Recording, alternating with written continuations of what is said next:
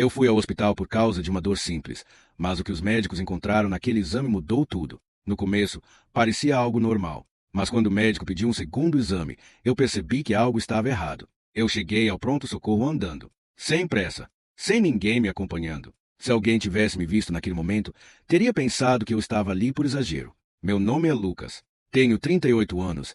Até aquele dia, nunca tinha passado uma noite sequer internado. Sempre fui do tipo que resolve tudo sozinho. Dor de cabeça? Passa. Cansaço? Dorme menos e segue. Naquela manhã, acordei com um incômodo leve no abdômen. Nada pontual. Nada que doesse de verdade. Era como uma pressão discreta, quase ignorável. Eu segui a rotina normalmente. Trabalhei. Conversei. Ri. Mas a sensação não foi embora. Ela ficou ali, silenciosa, acompanhando cada movimento. No fim da tarde, pensei em ir para casa direto e esquecer aquilo. Mas algo me fez mudar de ideia. Não foi dor. Foi intuição. Aquela sensação estranha de que o corpo estava tentando avisar, sem fazer barulho. Decidi passar no hospital só para conferir.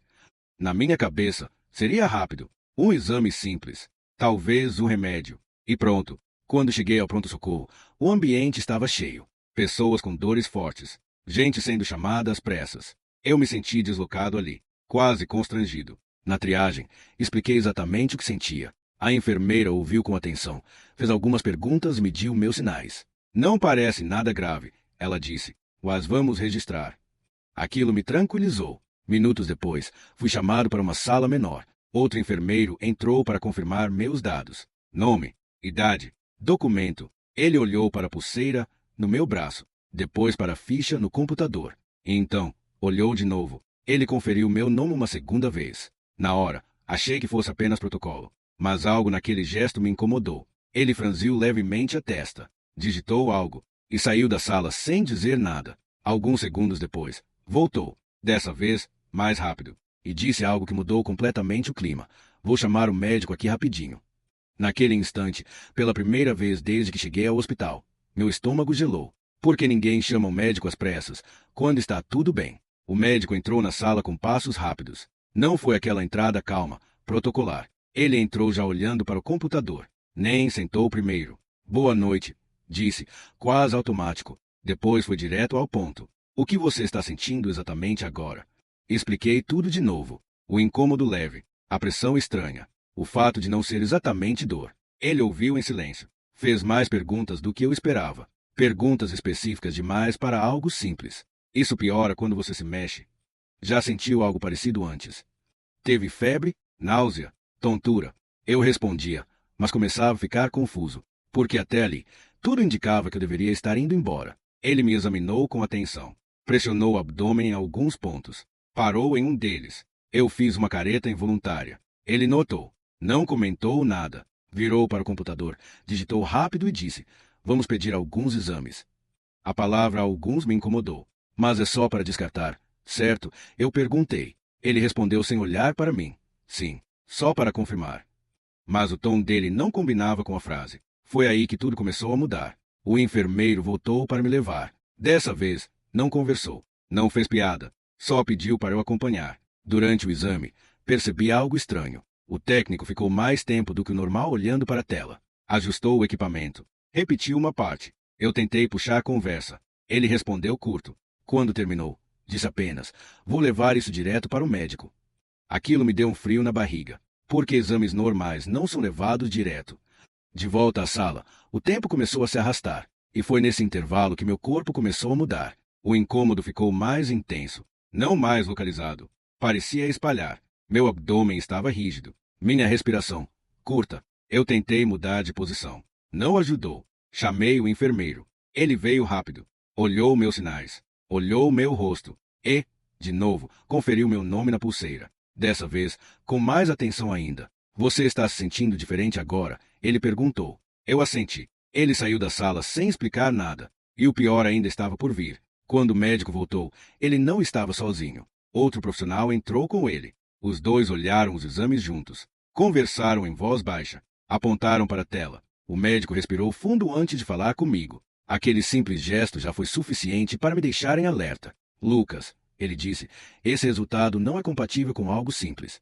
Meu coração acelerou. Ele explicou que havia uma alteração que não deveria estar ali. que o tipo de incômodo que o descreve muitas vezes começa assim. Leve, disfarçado. Você fez bem em vir hoje, ele completou. Naquele momento, eu entendi. Eu não estava mais ali por precaução. Eu estava ali porque algo estava acontecendo. Depois que o médico terminou de falar, ninguém mencionou mais a palavra simples.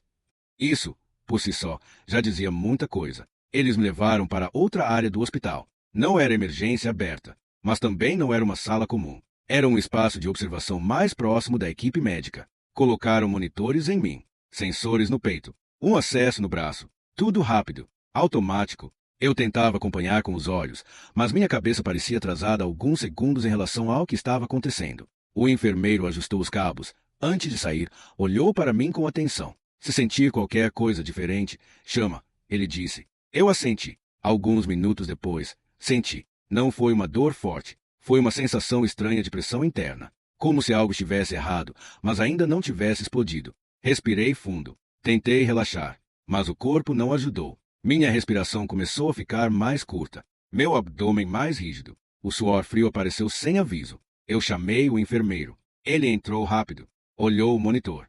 Olhou meus sinais. E fez exatamente a mesma coisa de antes. Conferiu meu nome na pulseira. Dessa vez, demorou mais. E então saiu da sala apressado. Foi aí que tudo mudou. Ele voltou acompanhado do médico. Os dois olharam o monitor em silêncio. O médico franziu a testa. A gente vai precisar agir um pouco mais rápido agora, ele disse. A palavra rápido bateu diferente. Eu perguntei o que estava acontecendo. Ele respondeu com cuidado. O seu corpo está reagindo de um jeito que não combina com algo leve.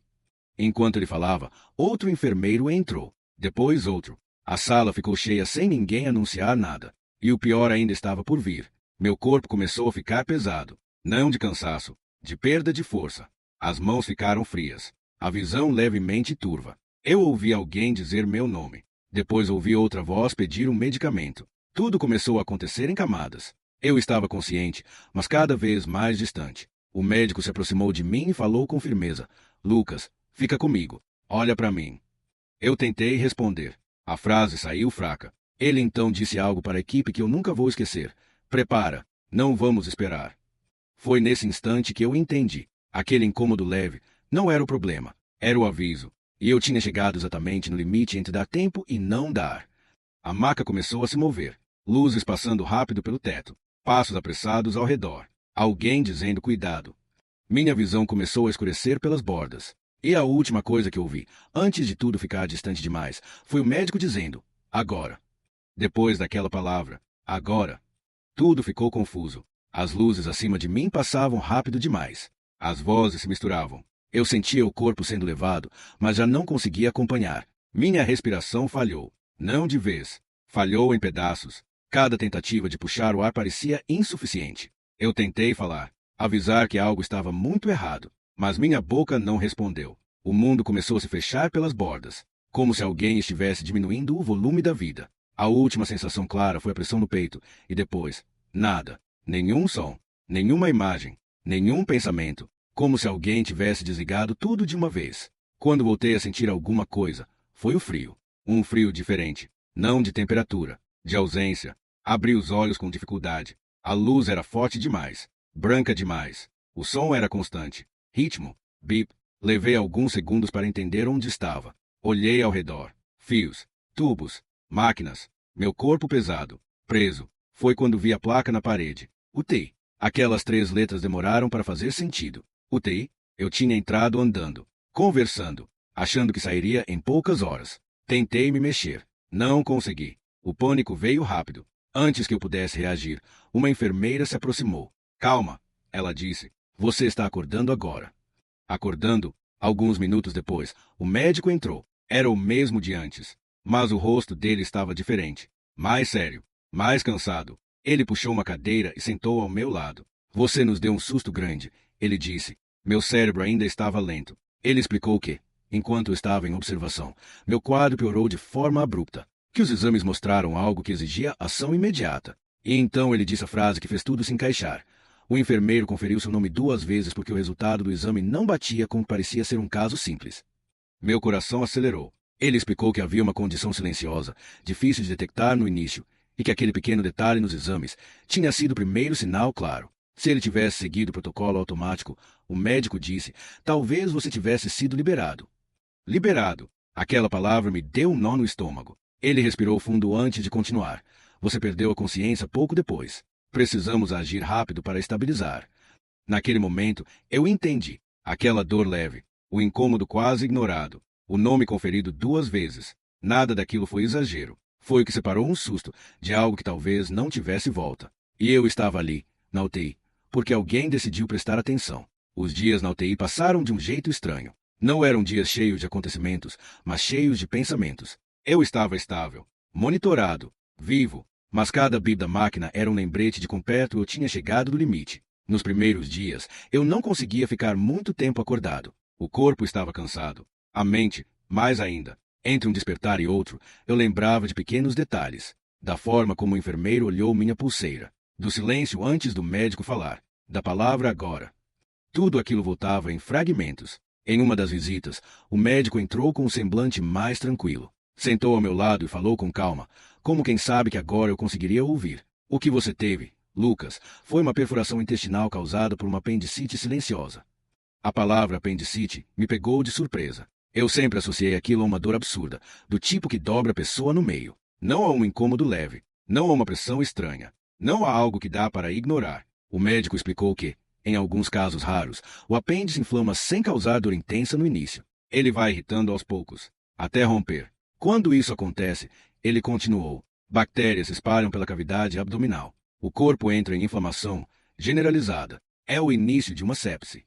Sepse. Aquela palavra caiu pesada. Ele disse que foi exatamente isso que começou a acontecer comigo. Meu corpo estava entrando em choque séptico. Silenciosamente. Rápido. Perigoso. O exame mostrou sinais claros disso, ele explicou. E foi por isso que ninguém quis esperar.